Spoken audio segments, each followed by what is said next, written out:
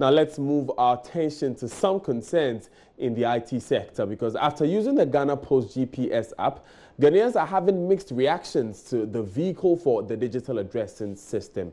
Questions have been raised about security of the data, which will be stored by the administrators of the addressing system, and also about the usability of the app itself. Several reviews have been done about the app, but one of the most popular on social media was done by Stefan Frolik.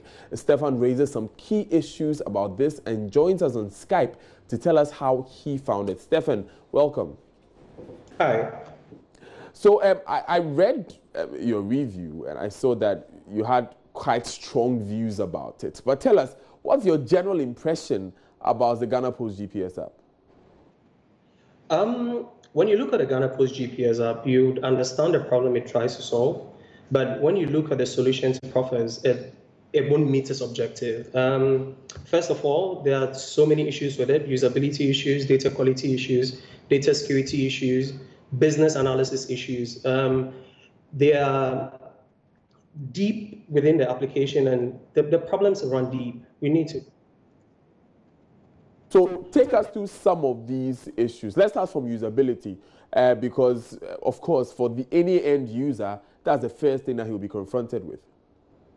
Okay, so when you launch the app for the first time, you are immediately forced to sign up. If you look at what this application is supposed to do, apart from giving you an address, it's supposed to help you find colleagues and be able to share your location around. That is a hindrance, because if you force people to sign up, that means that there are people who can just randomly generate locations where they are and then share them on the fly. However, people can argue about that, and I wouldn't hold that too much as a problem, but that's a big issue. Now, when you go into the app as well, it doesn't clearly communicate what it wants to do, how it hopes to achieve the problems, the solutions to the problems that have been raised. For example, you're just dropped into the app and then you're in.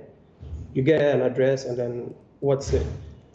You understand? Now, thirdly, you would see that before you can do anything on the application, you need the internet, which in our part of the world shows that it hasn't been well thought out, because there are problems in that space. We don't have a lot of people using the internet. And then if we have people if we want this application to be nationwide and to be accepted, then we need to be able to allow offline code generation. It is not strange for this to happen, because it happens in so many applications. Open location code, I think Snoop Code does the same. And then fourthly, we have problems with multiple addresses per property.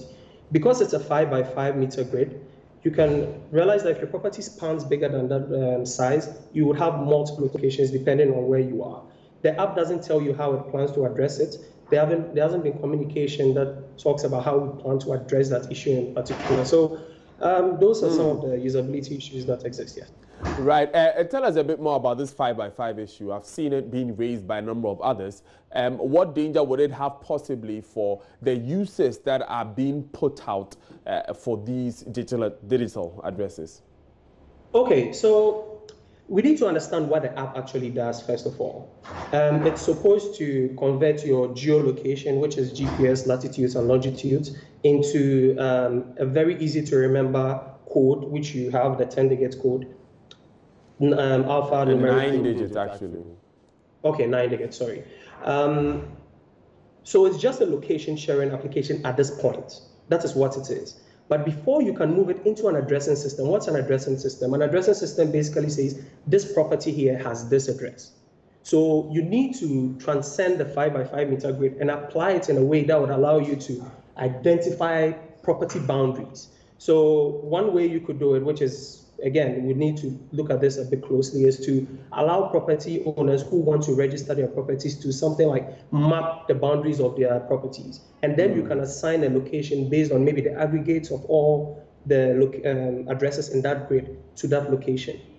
But then the first point of latitude to longitude is just a location sharing thing. It doesn't actually address addressing, which is the problem. But here, even with the issue with 5 by 5 gridding, you suggest a solution that we can find an aggregate of the number of addresses within an area. Is that not available as an option, for instance, for bankers who want to use it to attach to bank accounts? Currently, no. Currently, it just takes the location at which, the grade in which you're standing, the location, the address you generate for that grade, and then gives it to you. So it might work if you stand in front of your gate and say, this is my location and all. It would work to a certain degree, but it wouldn't help us to actually understand the property boundaries that exist in the addressing system. My question actually, Stefan, was that knowing this limitation that we have, can we not have the aggregation of addresses, for instance, using that as an example, as a way that in using the app, we could make it more accurate and we could, circumvent that issue we'll have with multiple addresses for one property? Well, yes, that was the solution I offered, yes. Right. So going forward, do you believe that this app, to use a simple expression, can we redeem the app, looking at some of the challenges we faced? Well, anything can be redeemed. And right now, I think there's a lot of stakeholder engagement in the space, and people are really willing to assist to make this the best. Because let's face it, I am not against a digital addressing system. That is not it. We really need a digital addressing system, but we need it done right. So it can be redeemed, but there are deep-seated issues on security and data quality that need to be fixed.